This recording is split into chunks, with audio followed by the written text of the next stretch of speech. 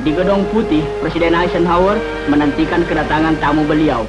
Kepada Presiden Soekarno dinyatakan oleh beliau bahwa rakyat Amerika menaruh perhatian besar terhadap usaha-usaha pembangunan Indonesia. Dan beliau mengharapkan mudah-mudahan kunjungan kepala negara yang keenam besarnya di dunia ke Amerika ini akan memberi teladan yang bermanfaat bagi rakyatnya.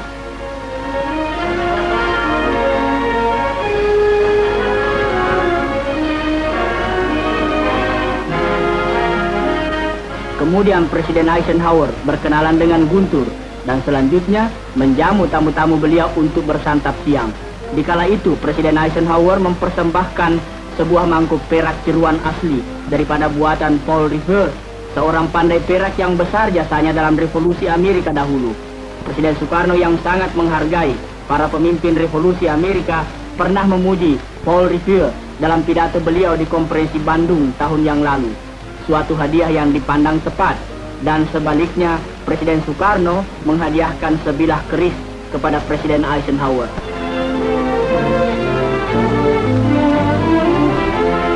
Setelah santapan siang, Presiden Soekarno menuju ke Blair House, tempat tamu-tamu agung pemerintah Amerika, di mana beliau tinggal selama 3 hari di Washington.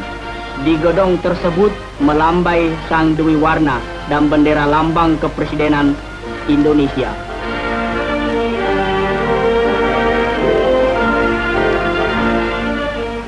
Meskipun beliau letih benar, Presiden Soekarno tak ingin melupakan mereka yang ingin berkenalan dengan beliau.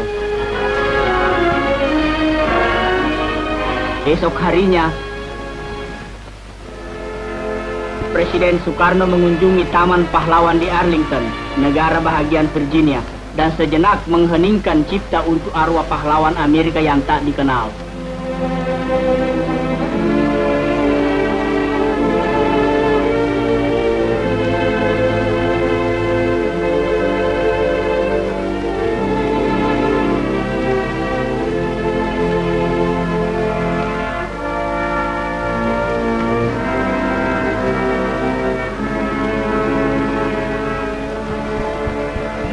Mengunjungi taman-taman pahlawan bagi seorang tamu hanyalah berupa sebagian daripada protokol.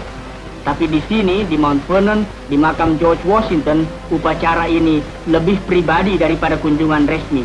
Karena Soekarno sendiri, Washington, George Washington Indonesia, dan George Washington Amerika menjadi gurunya. Ajaran itu demikian baiknya, hingga seperti George Washington memimpin Amerika ke kemerdekaan, Soekarno juga memimpin Indonesia ke kemerdekaan. Di Mount Vernon, Presiden Soekarno di sini diiringi oleh anggota rombongan dan dari Kedutaan Besar Indonesia. Karena hari itu banyak juga orang lain berkunjung ke sana, maka adanya Presiden Soekarno di situ pasti menambah pengetahuan mereka pula, terutama dalam ilmu sejarah bagi para siswa yang kebetulan ada di situ.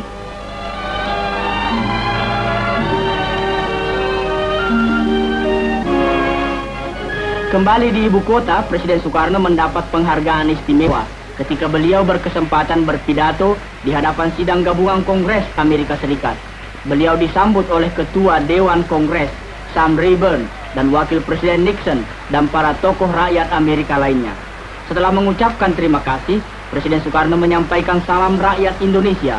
Kemudian, dengan tegas beliau mengutarakan asas-asas persahabatan antara Indonesia dan Amerika, dan menjelaskan pula arti Pancasila yang disambut dengan meriah oleh para hadirin. Presiden Republik Indonesia pertama Soekarno mendapat kesempatan berpidato di depan Kongres Amerika Serikat dalam kunjungannya ke negara itu pada tanggal 17 Mei tahun 1956.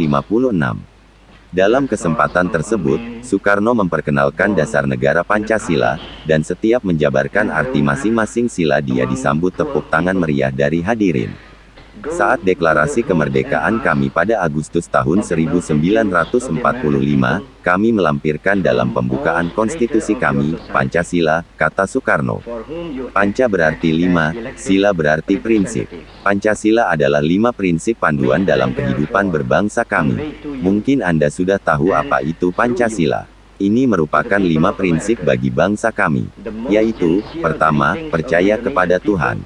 Kedua, nasionalisme. Ketiga, kemanusiaan. Keempat, demokrasi. Kelima, keadilan sosial. Visit to the United States of America will foster closer relations between our two nations. Immediately we had proclaimed our independence in August 45. We attached as preamble to our constitution the Pancasila. Panca means five, Sila means principle. The Pancasila, the five guiding principles of our national life. Perhaps you know already what our Pancasila is. It gives us the five principles of our state. These are: first, believe in God.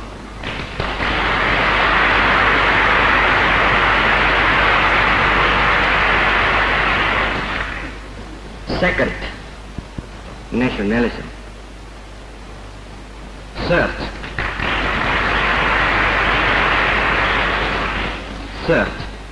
humanity.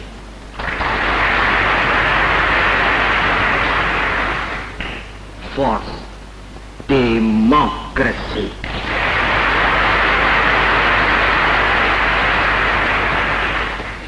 Fifth, social justice.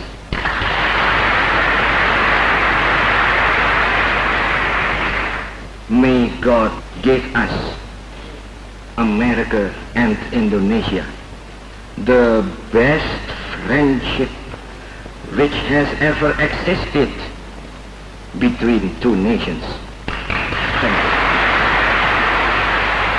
Dengan pidato yang jelas dan tegas, Presiden Soekarno lebih memikat hati para pemimpin rakyat Amerika ini.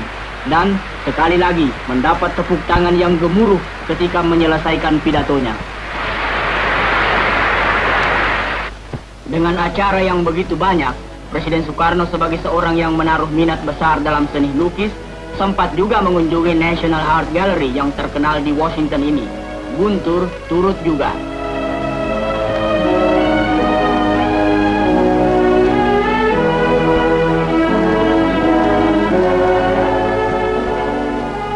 Di dalam, pemimpin besar Indonesia itu dan putranya berhadapan muka dengan Presiden Amerika yang pertama, George Washington, dan keluarga.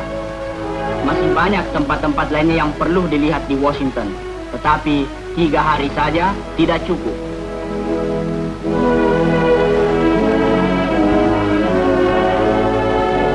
Tugu Washington hanyalah salah satu peringatan bagi kepala negara ini, tapi melebihi tugu-tugu ialah rakyat. Pemuda Amerika, terutama dengan kepercayaannya dan keberanian yang begitu meresap di hati Presiden Soekarno dan putranya. Seperti juga para pelancong lain, mereka pun mengunjungi tugu peringatan Lincoln, pelopor perjuangan persamaan hak-hak perseorangan.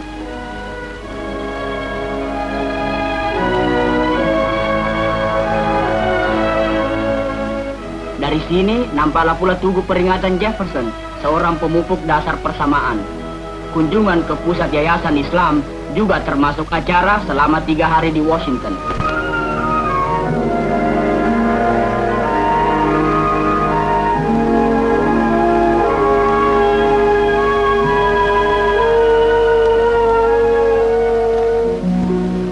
Kunjungan ke Washington dianggap belum lengkap bila mana tak melihat gedung Mahkamah Agung yang melindungi keadilan di Amerika Serikat.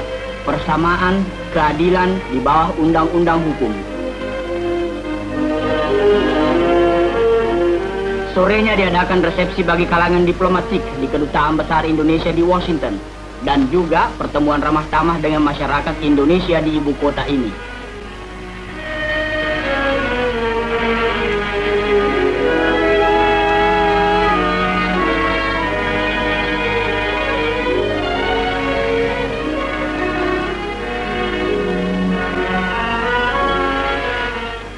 Bertempat di Hotel Mayflower, diadakan jamuan makan oleh Presiden Soekarno untuk Presiden dan Nyonya Eisenhower.